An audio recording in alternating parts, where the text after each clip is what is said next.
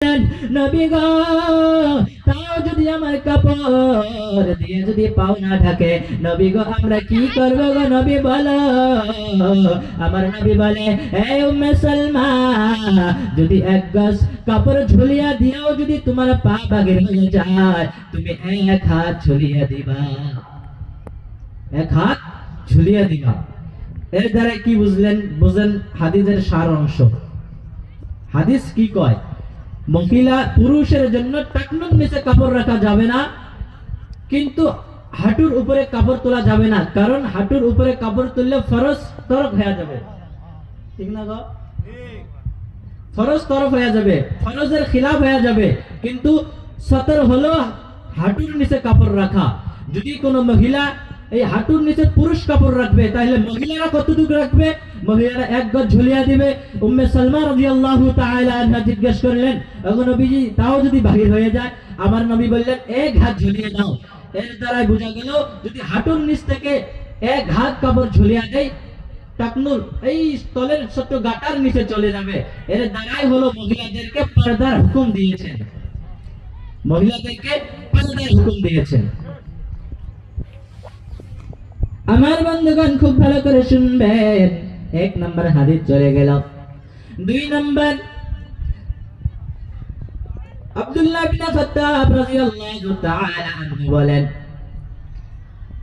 ওগো নবীজি, আপনি আপনার স্ত্রীদেরকে পর্দার হুকুম দেন।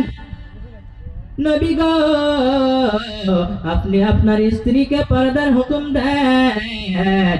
আয়েশা সিদ্দিকা রাদিয়াল্লাহু তাআলা আনহা বলেন, আম্মা জান আয়েশা সিদ্দিকা রাদিয়াল্লাহু তাআলা আনহা বলেন, উমর ইবনে খাত্তাব যখন এই কথা বললেন, আমি আল্লাহ কালামুল্লাহ শরীফের মধ্যে পর্দার হুকুম নাযিল করে দিলেন।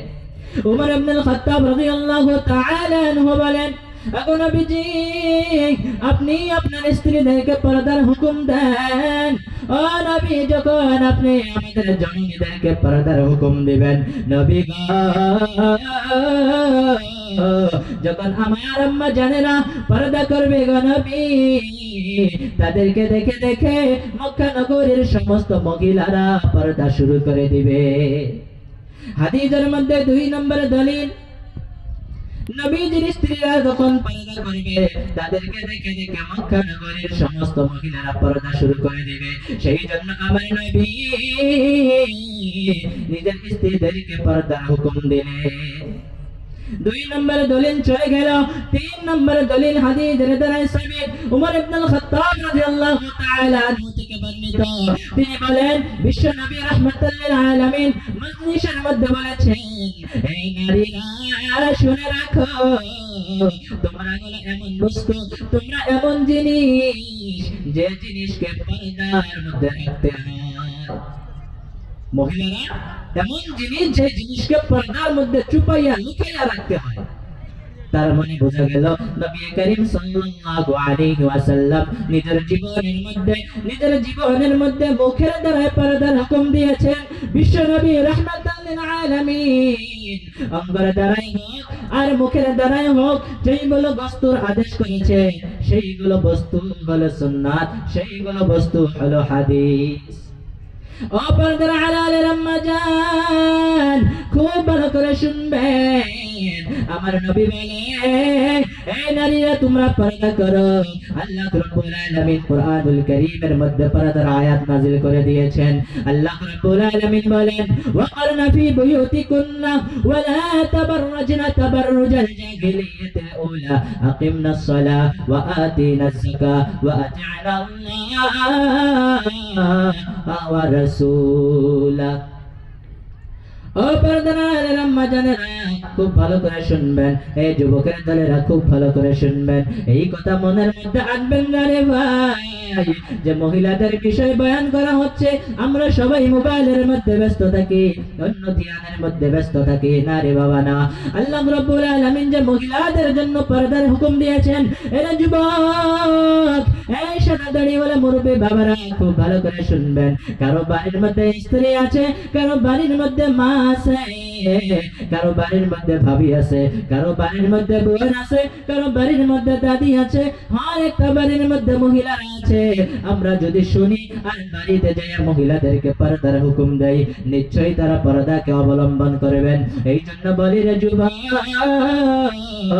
মনে করবেন না যে মহিলার বিপক্ষে কথা মহিলার জন্য কথা বলা হচ্ছে আর আমরা সবাই অন্য কামের মধ্যে ব্যস্ত থাকি। না না, সবাই ধ্যান দিয়ে শুনবেন। আল্লাহ রাব্বুল আলামিন বলেন, ওয়াকারনা ফি বুয়ুতিকুন্না ওয়াকারনা ফি বুয়ুতিকুন্না, আমার আল্লাহ বলেন, হে নারীরা তোমরা ঘরের মধ্যে অবস্থান করবা, ঘর থেকে বাহির হবে না। অর্থাৎ তোমরা ঘরের মধ্যে পর্দার মধ্যে থাকবা, ঘর থেকে বাহির হবে না। জাহিরের যুগের নারীদের মতো বাহির হবে না।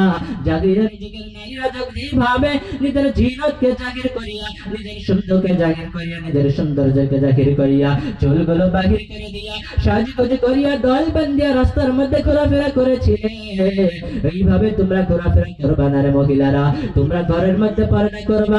আর যদি তোমরা পর্দা করো, আমি আল্লাহর ইবাদত করলাম, যদি তোমরা আমি আল্লাহর ইবাদত করো, আমি আল্লাহ বলে দিয়েছি যারা আমি আল্লাহর ইবাদত করবে তাদের জন্য আমি আল্লাহ জান্নাত বানিয়েছি।